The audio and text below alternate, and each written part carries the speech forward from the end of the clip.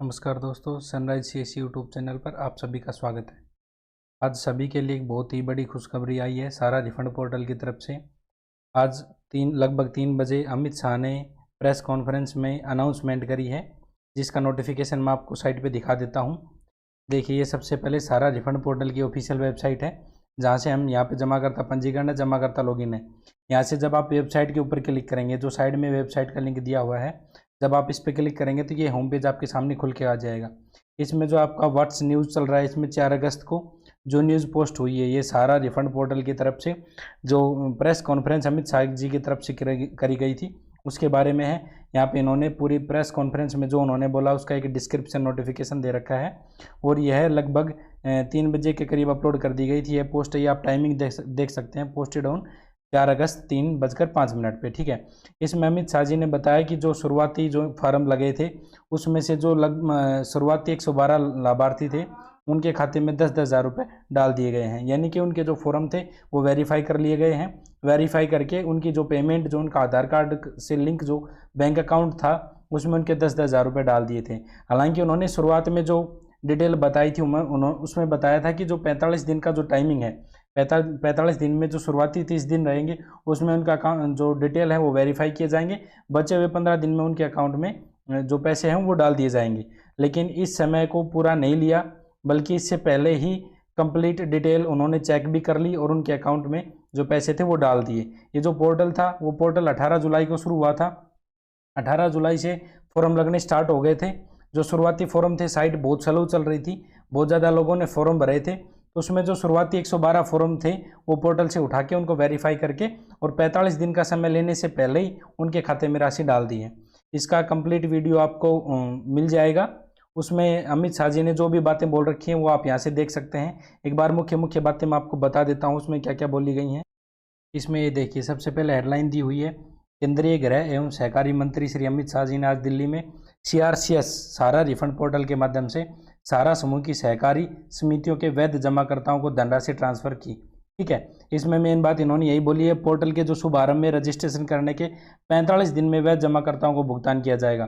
यानी कि इन्होंने शुरुआत में बोला था कि 45 दिन में आपका भुगतान किया जाएगा, लेकिन सुप्रीम कोर्ट द्वारा गठित समिति और भारत सरकार की एजेंसियों ने मिलकर 1 महीने से भी कम समय में धनराशि ट्रांसफर करने की प्रक्रिया शुरू कर दी है। यानी कि इन्होंने जो टाइम था वो 45 दिन का बोला था, लेकिन उससे भी कम समय में इन्होंने इसकी शुरुआत कर दी है। और आज 112 लाभार्थियों के 10-10 हज़ार रुपये उसके खाते में ट्रांसफर कर दिए हैं, जिससे करोड़ों निवेशकों के मन में संतोष और विश्वास पैदा हुआ है। यानी कि अब सभी को उम्मीद हो गई है कि उनके खाते में पैसे आ जाएंगे। जो सारा के पैसे इतने लंबे समय से फंसे हुए थे, अब वो आने की उम्मीद सभी लोगों को हो गई है और 112 लोगों के पैसे डाल दिए गए हैं। ठीक है, अब इसमें आगे मैं बता देता हूँ आपको क्या कुछ सावधानियां रखनी है। बहुत सारे लोगों ने क्या फॉर्म में जल्दी करी, जिसमें साइटें नहीं चल रही थी, उसमें क्या कुछ गलतियां कर दी हैं वो ध्यान रखना है। बहुत सारे कैंडिडेट्स का क्या जो बैंक अकाउंट लिंक था ना, उसमें गलतियां हो गई हैं। मैं एक बार आपको समझा देता हूँ। मान लीजिए जो उनका बैंक अकाउंट था, उनका मान लीजिए एसबीआई का था, जो आधार के पोर्टल पे उठा रहा था वो एसबीआई का बैंक अकाउंट था, लेकिन वो काफ़ी समय से बंद हो गया था। अब उन लोगों ने अपना फॉर्म अप्लाई कर दिया, लेकिन जब उनका प्रिंट आउट आया जिसमें उनकी फ़ोटो साइन होने थे, उस पर जो बैंक अकाउंट का जो ऑप्शन था वो एम्प्टी था, यानी उनका कोई भी बैंक अकाउंट उसमें नहीं आया हुआ था। लेकिन फिर भी उन्होंने पेन से उस पर वहाँ पे एसबीआई या फिर पीएनबी करके कुछ भी लिख कर उस फॉर्म को सबमिट कर दिया। सबमिट करने के पश्चात जो लास्ट में जो उनका रजिस्ट्रेशन नंबर आना था, जो फाइनल प्रिंट पे रजिस्ट्रेशन नंबर बोलते हैं अपन, वो रजिस्ट्रेशन उनके प्रिंट पे नहीं आया, खाली डॉट डॉट करके आया हुआ था उनके प्रिंट आउट के अंदर। ठीक है, तो उसमें दिक्कत ये आ गई थी। अब उनके पास रजिस्ट्रेशन नंबर नहीं है, वो कैसे चेक करेंगे कि उसके फॉर्म का क्या स्टेटस है, उनका फॉर्म रिजेक्ट हुआ या नहीं हुआ। तो उन सभी कैंडिडेट्स को अपने फॉर्म को रीसबमिट करवाना है। जैसे ही वो पोर्टल पे फॉर्म को खोलेंगे, फॉर्म खोलते ही उनके जो रजिस्टर्ड मोबाइल नंबर है उस पर ओटीपी जाएगा, और वापस से जो साइन करने वाला जो उनका पेज आया था जिसमें फ़ोटो और साइन होने थे, उस पेज को दोबारा से प्रिंट कर पाएंगे और उस दोबारा से सबमिट कर पाएंगे। जैसे ही सबमिट करते हैं तो उनके पास जो रजिस्ट्रेशन नंबर नहीं आए हुए थे वो रजिस्ट्रेशन नंबर उनके फ़ोन पे मैसेज में भी आ जाएंगे और उस पोर्टल पे भी आ जाएंगे। उस रजिस्ट्रेशन नंबर से आप अपने अकाउंट को चेक कर सकते हैं।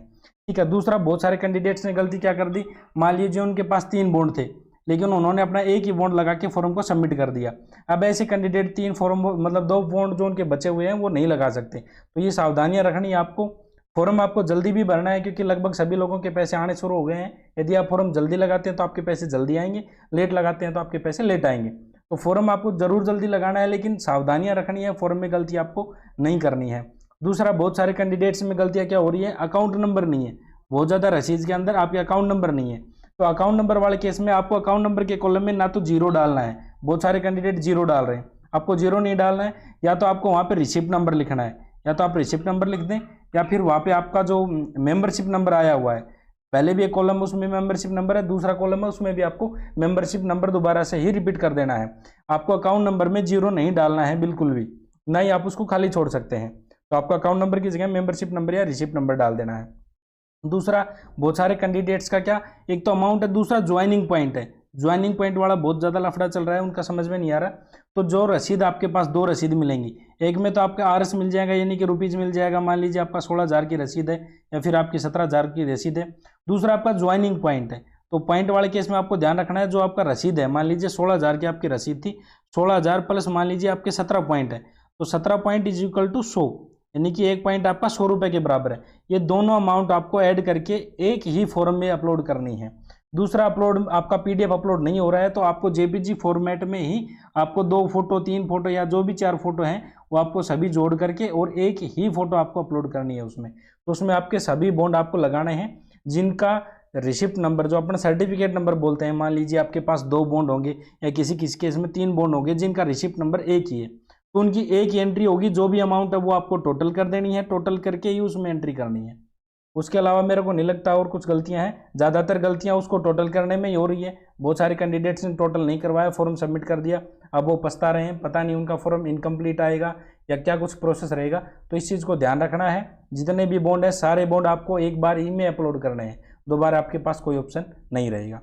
जिनका बैंक अकाउंट लिंक नहीं है वो अपने बैंक में जाकर के केवाईसी अपडेट करवा ले। जैसे आप केवाईसी अपडेट करवाएंगे तो आपका आधार से अकाउंट लिंक हो जाएगा और वो अकाउंट आपकी साइट पे शो करेगा। ठीक है, धन्यवाद दोस्तों, आज के लिए यही अपडेट थी।